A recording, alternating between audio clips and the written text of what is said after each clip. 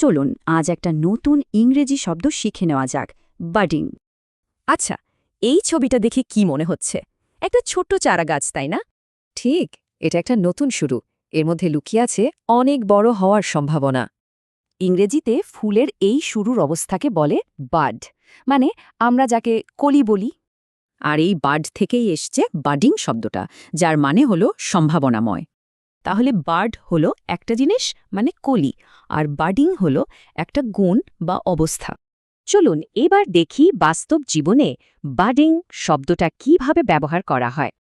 এখানে বাডিং মানে কোম্পানিটা নতুন, কিন্তু এর ভবিষ্যৎ বেশ উজ্জ্বল। এই বাক্যে এমন একজন নেতার কথা বলা হচ্ছে যার মধ্যে ভবিষ্যতের বড় নেতা হওয়ার সম্ভাবনা দেখা যাচ্ছে।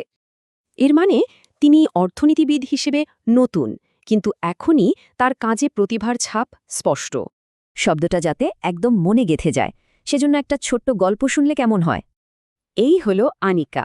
সে একজন বাডিং শিল্পী, মানে তার মধ্যে বড় শিল্পী হওয়ার সব লক্ষণ আছে। তাহলে বাডিং মানে কি দাঁড়ালো?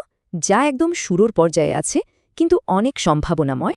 মূল কথাটা হলো যে কোনো বড় কিছু শুরুটা কিন্তু ছোটই হয়। এবার একটু ভাবুন তো, আমাদের প্রত্যেকের ভেতরেই কোনো না কোনো বাডিং প্রতিভা আছে, তাই না?